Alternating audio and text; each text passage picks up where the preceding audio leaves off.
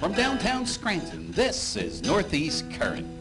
WQPX invites you to join us as we explore public affairs, current events, and arts and culture in northeastern and central Pennsylvania.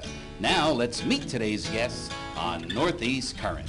Welcome to Northeast Current. I'm your host today, Bernie Maopolski, and I have an interesting guest here, John Zullo, who I'm dying to find out more about his novel that he just finished, and it's called The Delford Redemption. And I'm definitely excited to hear more about your book. Welcome to the show, John. Hi. So, so tell us, what is the Delford Redemption about? Delford represents a small town in Pennsylvania, similar to like Hawley or Milford, one of the towns down there. And basically, it's about a 70-year-old man who grew up in Brooklyn, did a whole bunch of things or had a whole bunch of experiences that made him a little bit uneasy, or he felt that maybe, you know, looking back at it, he looked at a lot of the things that he shouldn't have done. And now we see him as a 70-year-old man, and this represents a person that I knew growing up, that he's looking back at these things and he's saying to himself, you know, basically I should have done this stuff over or done it differently. And he's going through all of these recriminations and so forth and so on. Meanwhile, there's a second story going on where 5 murders are committed on the same morning in Delford, okay? And we see the police investigating these murders. Here's one of the police officers questioning the old man. But we don't know the connection between the old man and the murders until like chapter 11 or 12, when we see the person who committed the murders driving out of town. And the way the old man reacts to the person driving out, we know that there's a history there. And then another 3, 4, 5, 6 chapters go by with the cops doing their investigation and everybody looking into it. And we realize that this old man, 30 years earlier in a schoolyard in Brooklyn, saw the same killer kill 4 people. So that's when the story starts to take its real effect. And everybody who's read it and commented on it said that as they were reading it, they couldn't really understand how the 2 stories, you know, they made it like he's writing 2 different stories. But when the stories came together, they were like, wow, this is a, you know, profound story. It sounds really interesting. It sounds like you spilled the beans a little bit on the story, but that's all right. I think it sounds really interesting. I didn't know if I was supposed to do that. Well, that's all right, hey, right? The people are going to be still interested. They have to buy the book to know exactly what happened, right? Right. So, so it sounds like you might be from Brooklyn. Right. I grew up in Brooklyn. I was a teacher, 23 years. A lot of the old man's characteristics and a lot of the things he did, the way he lives, very similar to my life. You know, I taught in Brooklyn for 23 years, moved out to a small town. I live in Greentown, Pennsylvania now. Nice, quiet town, like to relax, take it easy, write, and so forth. And I do think about a lot of the things that I saw, that I witnessed as a kid. And most of it is interesting. And when I tell people that from the area, I mean, they look at me like, are you sure you're not me? I said, no, these things actually happen. And one of the best things about the book is the 4 murders that this man witnessed in Brooklyn didn't even raise an eyebrow, because it was Brooklyn and it happens constantly. Yeah. But the 5 murders that occurred in the morning in Delford by the same man, it was huge, because there hadn't been a first-degree murder committed in this small town of Delford. And so we see how 2 totally different societies react to the same exact crime, which another thing I thought was pretty fascinating about writing. I mean, it definitely sounds interesting. There's no real town Delford. Delford is a fictitious town, Pennsylvania. Are you familiar with the town Hawley? It's a real Hawley, small, sure. Yeah. My father actually lives in Hawley now. Really? Yes, he does. I have some friends in Hawley. So you know Shout out to Bob Scott and Father Bernie Sr. So I'm sure you know how small it is. I mean, how many people do they have on the Hawley police force? 3, 4? I'm not sure, yeah. Now, in New York City, there were 35,000. So right. It's a totally different mindset. Totally. So I put him in a situation like that, where he was enjoying his, I mean, obviously he's a little bit older than I am. Yeah, I was going to say, you're not an old man. Not there yet. But he's enjoying his life, and he's just relaxing, sitting on his porch, telling his stories, having his, you know, gin and tonics or whatever he's doing. And then all of a sudden, he sees this guy drive past his house that he hadn't seen in 30 years. Yeah. And it just, everything came rushing back. Everything comes together. Right. Yeah, so definitely sounds like a good book. So, so where could I get the book? Where could our viewers find the book? Most people who bought it either got it from Amazon.com or Borders had it for a while. No, I'm sorry, Barnes & Noble had it for a while. In fact, I did a book signing down there. We sold a whole bunch of books down in the Wilkes-Barre, Barnes & Noble. Okay. How long has it been out then? You said they had it? 9 months. Oh, it's been out for 9 months, so you could get it on Amazon for sure. Absolutely, absolutely. Right? So you just go to Amazon and look for it. Absolutely. It might be in the local bookstores. It's not in their, it's not on their shelves, but it would take them a good like they a can week order to it. 10 days to get it. Gotcha. So how do you go about, not writing it, how do you go about, let's say the business part of it. So how do you go about getting it in the bookstores or on Amazon? It must be an interesting... It's not. I mean, it's probably it's a challenging It's thing. challenging, I mean, do you have a yes. publisher? Oh yes, we had Okay. a publisher. Well, as I said, this is my second book. The first book, it's almost impossible. I'll tell you why. You call up a publisher, and the first thing they tell you is, we don't talk to writers unless they have an agent. Then you call an agent, and they tell you, we don't talk to writers unless they've been published. Well, who do you call next? I mean, Right. it's real tough, and it's not interesting. It's a hard thing to do. So I have a lot of good people helping me. I could, if you wanted me to quickly... Sure, yeah, absolutely. Okay. The four main characters in the book, as I said, the old man is based on some of my own past experiences, but it's based on a guy who I knew when I was growing up. Guy used to sit on his porch from early in the morning till late at night, and he saw everything. I mean, I remember this guy calling me over and saying, John, the 8th car there, the blue one, he said, that car doesn't belong there. There's something strange about that car. Go get the license plate. I said, Pa, I can't do that. This guy's probably visiting somebody, or maybe somebody bought. Turns out the house was robbed. I mean, this guy had like a radar. Now, the girl is a local girl from here. Her name's Alyssa, I never pronounced her last name, Przorczak. She's a model. Okay. And she did a great job with local sales. She really bolstered the sales. She got me into the Allied Theater, to the Barnes & Noble. And, I really owe a lot to her locally for what she did. And the cop was a former Special Forces officer, also from Brooklyn, a guy I knew really well, went into law enforcement after he worked as a cop, and he told me zillions of stories of murders that he worked on. And the little kid is just an inquisitive young kid that I knew when I was teaching in Brooklyn. I based the character on him. No matter what I said, he had a quite, he's one of those kids that the second you ask a question, his hand is the first one up. Right. Doesn't matter if it was unrelated or not, he just had a great question about it. So they, based on all four of them and what I got from them, it really helped me out a lot. Yeah, I would think a lot of novels probably based on real people, because it's probably hard to invent a character out of whole cloth. It is. I would think it'd be much harder to do it that way than to have like a framework to work Right, with. to work on a certain, right. I know, like, I'm one of my favorite authors, well, my favorite author is Anne Rice, and one of her books is definitely her life story. And I didn't realize it until, it was like halfway through it, and then for some reason I looked up more, and it was that one character was obviously her mother, one character was obviously her. Which one was that? That was the violin. Oh, right. The violin right. is definitely on her. She was an alcoholic, her mother was an alcoholic. I mean, it's just a whole, there wasn't a ghost with a violin in her real life, but. But now, what I heard about her, too, is when she started out, just like everybody else, she had her difficulties getting her stuff published. Oh, sure. And she was actually selling her books on a corner. So Sure. I said to myself, well, every single writer probably goes through that, Sure, yeah, unless you get some sort of lucky, type of thing. So, like, when they're at Barnes & Noble, do you have to buy a case of books yourself, print them yourself, and bring them? Or you have a publisher, though, so they... Yeah, they sent us, I think, 40 books, and all of them sold. I see. I mean, so far we've sold 45,000 copies. Oh, With- 45,000 copies? But That's nothing to sneeze at. The thing That's is, more Scrantonopolis than I sold.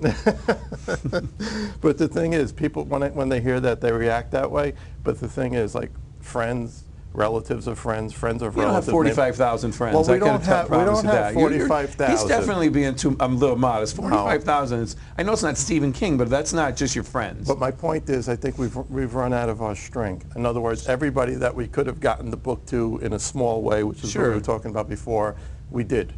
Yeah. Now to get the book, like, to some of the people you have on that wall that can really do something with it, that's a whole different ballgame. It's hard.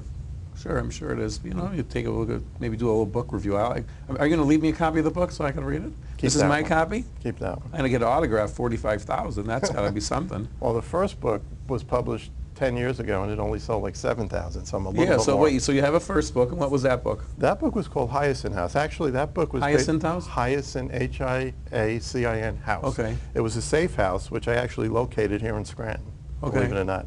I don't know why. It was a long time. I hadn't even moved to Greentown yet, but I liked coming up here for the summer as a teacher, going to the McDade Theater. I met author, not Arthur Miller, Jason Miller. Oh, Jason Miller, yeah. He was a Our great local playwright. Great guy. Right. And he told me, he said, John, as soon as the book gets published, come and see me. Unfortunately, the book didn't get published till after he passed away. Well, we have a new famous son. just won a bunch of Tony Awards for their play The Humans. It's playing in New York. Okay, right. Yeah. I have heard of him. Yeah. So that's so he'll replace Jason Miller as our. He runs the theater. No, he's in New York. He's a playwright. Yeah. Oh. Yeah. He's and it's a lot of it's based on Scranton, like Championship Season was. Right. So what did you teach when you were in? I have a Brooklyn? doctorate in contemporary American history, so I taught mostly social studies, global studies, things along that. When I was teaching at the college level as an adjunct, I taught some philosophy and psychology, even though that wasn't my field. Yeah. I taught at a small community college. Yeah. So, How long did it take you to write this book? a little over a year, I think, to get everything together, to interview the appropriate people, incorporate the stories of the local girl, Lissa, with some of the people from Brooklyn. Took a little bit of ingenuity and imagination on my part. When you read it, I hope you see right. it. So tell me the process. So that's not your first book. Let's say your second book. So how do you start? Like, okay, I'm going to write a book. Then what happens? Ideas that happen to me. Again, in the chronology part, the Pop's Porch chapters are all told in retrospect. Okay. They start in 47. I was born a little bit later, but when I was a kid, a young girl on my block committed suicide. And this was a traumatic event for me. I knew her. It was the first time I experienced death. That was the first segment. Then I played high school basketball. That was the second segment. Then when I went on to graduate school and started teaching, so it was experiences from my life, different things that happened, like a girl dying or the 5 people getting killed in the schoolyard. So do you write it though, so I guess I'm wondering, so do you sit down and write the first chapter, second chapter, or because you have it split up, you wrote those in between chapters? Yes and no. Yes, I did write the in-between chapters that you're talking about, the retrospective chapters differently. But before I write a first, second, and third chapter, I make a whole outline. So the whole outline, what's going to be, right? Like what is that makes sense. You know why? Because the first book, I think I did make some mistakes. I made the mistake that you told me prior to the interview. You said you're giving a lot of information. I think in the first book, I gave so much information in the first couple of chapters. There was nothing there for the reader to learn. Well, they say, like, in Jaws, why Jaws is a good example. You never see the shark. You never see the shark till the end. You just hear the dun dun dun dun dun dun. So you don't want to, you don't want to spill the beans right in the beginning. You want the person to be like Game of Thrones. Right in the beginning, you see these zombies, and then ever since then, those books, you finished your book, he's never going to finish his books. You're 100% correct, though. I agree with that. I read Jaws. I thought it was an excellent novel. Right. But, that's great. Yeah. But like I said, I withheld the information. Like, you're not going to know why these people are getting murdered until like the 14th or 15th chapter. And then even after you know that, you're not going to know the old man's relationship to the murderer. So it's like a lot of people who have read the first and second book have told me that. So it's 1,000% improvement in writing skill. But how do you start? Do you sit down like every morning? Do you have your coffee? Do you have a typewriter? You have a word processor? Well, that's another thing. When I wrote the first book, I was teaching from 8:30 to 3, coaching basketball from 3. And when I wrote this second book, I basically now pretty much semi-retired, so I had a lot more time to do it. I made a lot of outlines down at the beach down there while I was. So it was a different process, but yes, there is definitely a schedule. You can't just let a month or two go by and then think you're going to go right back and pick it up, because it's not going to be with you anymore. Yeah. So you're sort of like living in those characters. Exactly. You're creating them. So is there sort of like how often do you write every day, let's say? Like how long per day? Well, as I said, now I'm starting on my 3rd novel, and that is something that's really, really giving me a problem, because after this book started doing so well, I'm getting calls from like you said, friends and relatives I haven't seen in 30 years saying, John, we got to do another book, and I'll get you ideas. I'm getting ideas. And I'm saying to myself, I don't want to leave anybody out, but you can't have 30 characters in a novel. You can't, then it gets too crazy. Then it's hard to, you can't converge all the people. So that's the process I'm going through now. I'm trying to get an outline. I'm trying to get something that I think will be workable. Yeah. But you don't want to upset or offend anybody. You don't want to write something that's untrue, especially if it's about somebody you know. So, This is fiction. It's fiction. But you base it on people. It's a work of fiction, yes. It's fiction, though, right? So there's, I understand you. So still, like, how often does it, it took you a year, so you can't finish a chapter a day, I would think, right? It's just... You can't, well, no, you can't really finish a chapter. You can maybe write through it a first draft, and then go over it. And you check it. So you go one, and you check the chapter again, I guess everybody does it differently, right? Right, but just to follow up on what you said, I watched the movie last night about the team that won the black team that won the college basketball championships, Texas Western, Glory Road. Yeah, I'm kind of familiar. And I read up on it. The whole movie was incorrect. I mean, they made it like the guy took over the team, and that year they won the championship. It was 7 years later. Yeah. And 3 or 4 people who were on the team weren't even mentioned, and 3 or 4 people who weren't on. So basically, I guess a writer or a person who makes films has the ability to pick and choose what he's going to say. Right, especially if it's fiction. Well, that wasn't, though. That wasn't, right. So yours, you could make however you want. Right. So that's what I'm saying. I want mine to be more factual than just the way he put his together, making stuff up.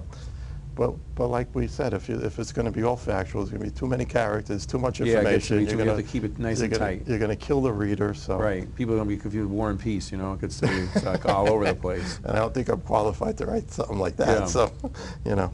But do you ever get writer's block when you're doing this book? Let's say. Not so much. Yeah, maybe. I guess you could call it block. But I think writer's block is you don't have an idea. What I get is I have an idea, but I don't know how to attack it correctly. Like I don't know what I should really focus on in this third book. I see. Like in this book, I said the 4 murders was central. Everything was built around that. I don't have that yet with the third book. So I guess in a way that could be considered block. Yeah, but you do pretty much every day. Get up and I write. do. I You write every day. I keep thinking of that movie, Funny Farm. You ever see that? Yes, right? He goes to write the yeah. book, and he can't get it started, and there are other crazy things happen, and then hilarity ensues, you know. But he's trying because he moves to the country, like you moved, right? Right. And then he just can't seem to get the book started. When he does it, the book is horrible, of course. In that movie, it was. But in that movie, right? And then his wife wrote a famous book. But I'm just saying, I could just think of, you know, how you think you're going to write, and I mean, how many people have a novel inside them that don't have it out?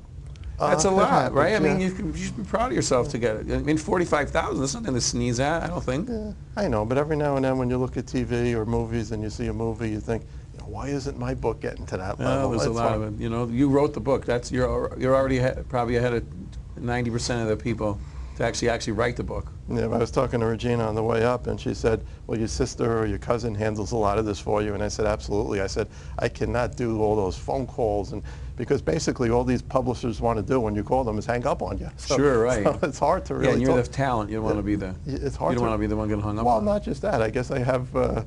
Maybe I'm a little bit insecure. I don't like people telling me, well, we can't help you buy. You know. All right. Well, that's not your. You know, you're the artist. You're the artist, right? You don't have to. That's why you have the manager. Well, I think it's very interesting, right? And so the name of the book is The Delford Redemption. Right now, you can get it on Amazon. This is my copy. I'm gonna read it, for sure. I'm not reading anything right now, actually.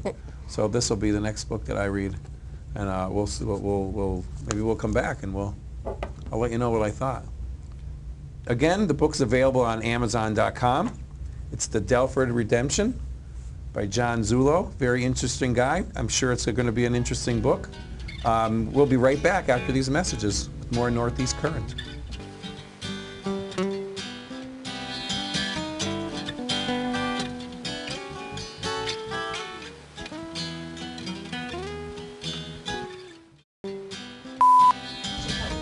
Okay. You can call it the Chit Chat with Bernie show. Hey, I have this really cool event that's coming up. I'm going to read it to y'all because I know about it. Welcome to Northeast Current.